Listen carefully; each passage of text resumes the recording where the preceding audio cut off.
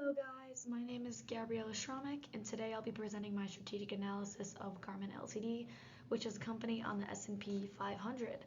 So most people know Garmin from GPS devices or fitness watches, but as well we'll see today it's a much deeper company than that.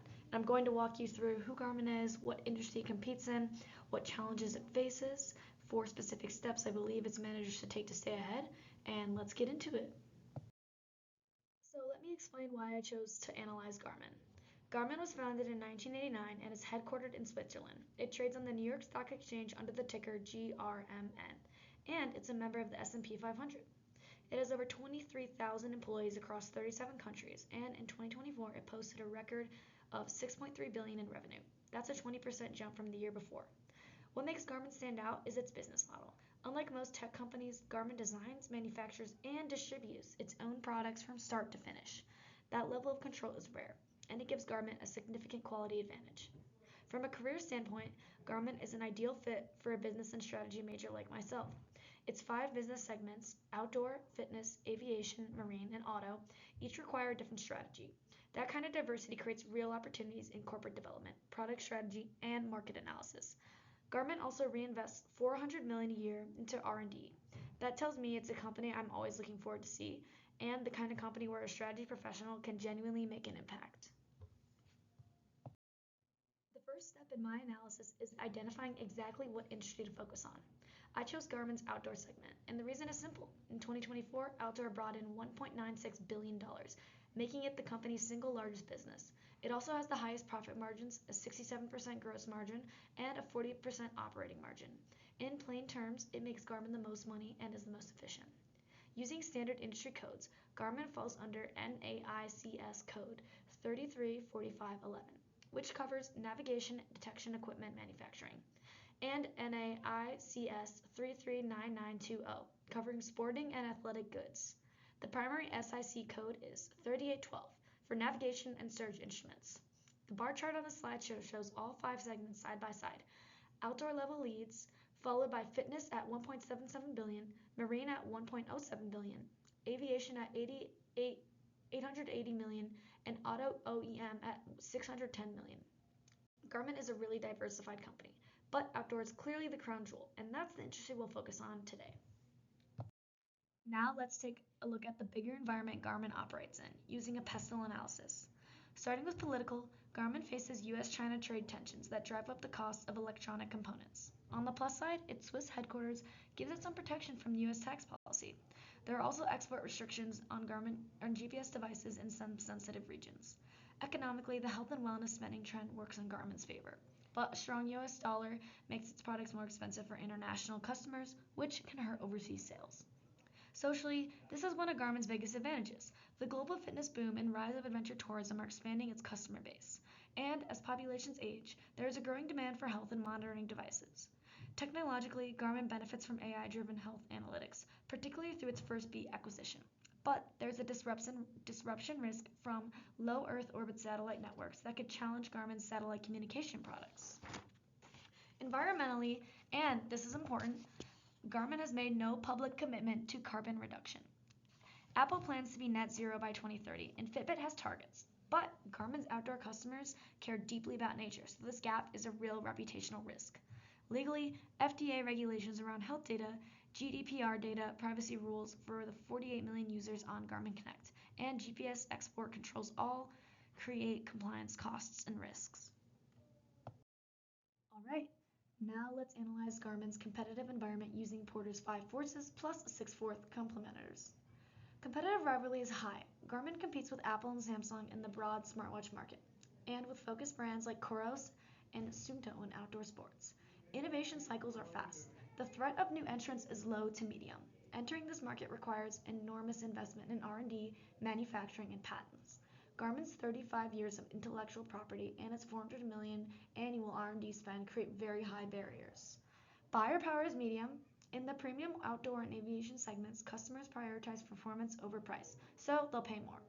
But in the mass fitness markets, customers are more price sensitive and have many options. Supplier power is low to medium. Because Garmin designs its own GPS chips, it's less dependent on outside suppliers than most competitors. The main risk is global semiconductor shortages. The threat of substitutes is medium. Smartphones can replace basic GPS functions. Apple Watch handles simple health tracking, but Garmin's 320-hour battery life and satellite emergency SOS capability are extremely hard to substitute with any other product. And the 6/4 complementers works in Garmin's favor. Iridium powers its satellite messaging. Strava and Training Peaks extend its fitness ecosystem. Car manufacturers like BMW and Honda partner with Garmin for in-use vehicle systems. These partnerships increase the overall value of Garmin's products. Now we're going to dive into what actually gives Garmin its competitive advantages using the VRIO framework. VRIO stands for Valuable, Rare, Inimitable, and Organizationally Supported. Garmin's proprietary GPS chipset technology is the gold standard here. It checks all 4 boxes. It's valuable to customers, rare among competitors, extremely hard to copy, and fully supported by Garmin's organizational structure. That earns it the label, Sustained Competitive Advantage. The same is true for its vertical integration model, owning the entire process from design to manufacturing, and for its FirstBeat Health Analytics AI, which powers recovery tracking and training load features that users love. Garmin Connect, the app platform with 48 million users, is valuable and organizationally supported, but it's temporary advantage because competitors are catching up on software. Here's where the gap appears. On software and subscription services, Garmin is at its competitive parity. It's not rare or hard to imitate. On ESG commitments, it's even worse. Garmin is not organizationally committed to sustainability at all. These 2 gaps, the subscriptions and ESG, are the foundation of my recommendations, which are coming up next. So what is Garmin's core competitive strategy? I classify it as focused differentiation. Garmin targets specific premium customer segments and wins by being the best, not the cheapest. The evidence is strong. Garmin's GPS accuracy is class-leading. Its smartwatches offer battery life up to 320 hours, compared to just 36 hours for Apple Watches. It's the only mass-market wearable brand with built-in satellite SOS capability, and it has been ranked the #1 avionics brand by professional pilots for 21 years straight. These aren't just nice-to-have features. They're the reason a serious hiker, endurance runner, or private pilot will spend $700 to $1,000 on a Garmin device rather than picking a cheaper option. On the efficiency side, Garmin's vertical integration and shared R&D across 5 segments keep costs manageable. Its 5.87 gross margin proves that the premium pricing strategy is working. Bottom line, Garmin doesn't compete on price, it competes on trust, performance, and features that matter to people whose lives depend on their gear. At the corporate level, Garmin uses a 3-part strategy to grow and build new capabilities. Build, buy, and borrow. Build, which is growing from within, is Garmin's primary engine. It spends $400 million a year on internal research and development. Its GPS chips, its software platform, and more are all built in-house. That's rare in today's industry where most companies outsource everything. Buy, which is strategic acquisitions, is used selectively, and always for a specific reason. The most important was FirstBeat Technologies in 2020, a Finnish company whose AI algorithms now power Garmin's health and recovery features. It acquired JL Audio in 2023 to strengthen its marine segment, and it acquired Delorme in 2016, whose satellite technology became the backbone of the InReach communicator line. Borrow or partnering with other companies rounds out the picture. Garmin partners with Iridium for its satellite messaging network. It integrates with Apple Health and Google Fit to reach more users. And it works with aircraft manufacturers like Textron to get its avionics into new planes. Together, these 3 approaches give Garmin a set of capabilities that is very different for any single competitor to replicate. Let me now bring together the 4 biggest strategic challenges that emerge from the analysis. Challenge 1 is the software and subscription gap. About 95% of Garmin's revenue is hardware. Apple generates billions annually from services. If Garmin's hardware prices get pushed down by cheaper competitors, there's no safety net. Challenge 2 is ESG. Garmin has no carbon reduction targets, no emissions data disclosure, and no formal sustainability plan. Its own customers, outdoor enthusiasts, are among the most environmentally conscious consumers in any market. This is a reputational and investor risk. Challenge 3 is the medical wearables market. Garmin's sensors can already detect signs of sleep apnea and irregular heartbeats, but without FDA clearance, it cannot officially position these as health tools. That closes the door on a massive, fast-growing market opportunity. Challenge 4 is competitive pressure from all sides. Apple and Samsung dominate mass market wearables. Chinese brands undercut on prices, and Chorus and Suunto are gaining ground with endurance athletes. Garmin must constantly defend its premium positioning. Now that brings us to part 3, my recommendations. Based on the analysis, I'm proposing 4 targeted steps that address the gaps and challenges we've identified. These aren't vague suggestions. Each one is specific, grounded in Garmin's existing strengths, and designed to move the company forward in a measurable way. Let me walk through each one of them. My first recommendation is Garmin should launch a paid subscription service called Garmin Connect Plus. Right now, the Garmin Connect app, used by over 48 million people worldwide, is completely free. That's an enormous user base with zero subscription revenue attached to it. Apple charges for Fitness Plus. Fitbit has a paid premium tier, and Garmin is missing a major revenue opportunity. Step 1 is a freemium model. Keep the basic app free for everyone, but introduce a paid tier at around $9.99 per month. Premium subscriptions get advanced AI health insights, personalized coaching plans, offline maps, and live location sharing. Step 2 is to use Garmin's First Beat technology, which they already own, to power an AI daily coach. Each morning, users get a personalized recommendation: train hard today or rest and recover. This level of personalization would make the subscription genuinely worth paying for. Step 3 is corporate sales channel. Sell wellness subscriptions to companies, sports teams, military units, and hospitals. The B2B market is worth over $2 billion and growing fast. The math here is compelling. If just 10 million of Garmin's 48 million user subscribers at $9.99 a month, that's over $1 billion in recurring revenue annually. That's a fundamental shift from a hardware company to a hardware plus services company. My second recommendation is Garmin should pursue FDA medical device clearance for its health features. Here's the key point: Garmin devices already do the work. They track blood oxygen levels, heart rate variability, and can detect potential signs of sleep apnea. The technology exists, but without FDA approval, Garmin cannot officially call these medical features, and that limits everything from marketing to partnerships with hospitals and insurance companies. Apple Watch has already received FDA clearance for detecting irregular heart rhythms. That single approval opened doors to healthcare partnerships, insurance deals, and expanded marketing. Garmin needs to take the same path. The medical wearables market is projected to reach nearly $1 trillion by 2034. Without clearance, Garmin can't access any of it. My action plan spans 3 years. In year 1, Garmin forms a dedicated medical devices regulatory team and starts conversations with the FDA. In year 2, it runs clinical studies and submits clearance applications for sleep apnea and heart rhythm detection.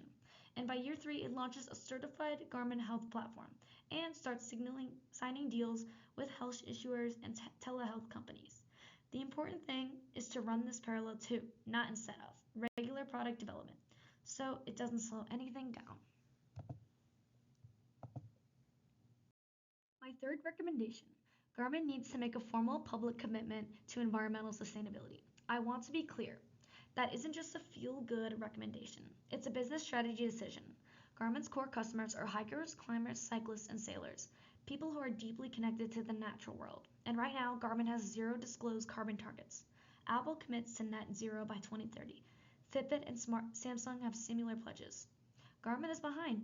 The gap creates 2 real risks. First, brand risk. Garmin's outdoor customers may start choosing competitors that align with their values. Second, investor risk. More institutional investors now use ESG scores when deciding where to invest, and Garmin's score on sustainability is weak. My recommendation has 4 parts. First, commit to net zero emissions by 2035. Second is expand to circular product design, trade-in programs, recyclable packaging, and building on the solar charging already used in Phoenix watch line. Third is publish an annual climate report using standard frameworks like CDP and GRI. And fourth is audit the supply chain for conflict minerals and build conservation partnerships that align with Garmin's outdoor brand identity. This isn't just doing the right thing, it's protecting the brand and staying competitive. My fourth recommendation is Garmin should scale up its artificial intelligence coaching features and build a full software ecosystem around them. Garmin has already stated adding AI-based coaching to its platform, but it's still an early stage. The goal should be to make Garmin Connect the most useful health and performance plan for anyone who takes their fitness seriously. First, from 2025 to 2026, Garmin should roll out an AI daily coach to all 48 million users. Using FirstBeat analytics, each person gets a personalized daily recommendation based on their sleep data, stress levels, and recent training. Garmin also deepens its integrations with Apple Health, Google Fit, and popular apps like MyFitnessPal. And the next thing they should do is from 2026 to 2027, the Connect Plus paid subscription launches, tying directly to recommendation 1. Garmin also begins exploring smart clothing and early augmented reality glasses. for real-time outdoor navigation, and it will start selling AI coaching plans to sports teams and corporate wellness programs as a B2B service.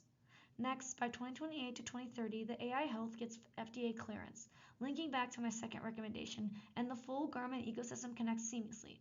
Your watch, your cycling computer, your Garmin chart plotter, all working together through one intelligence platform.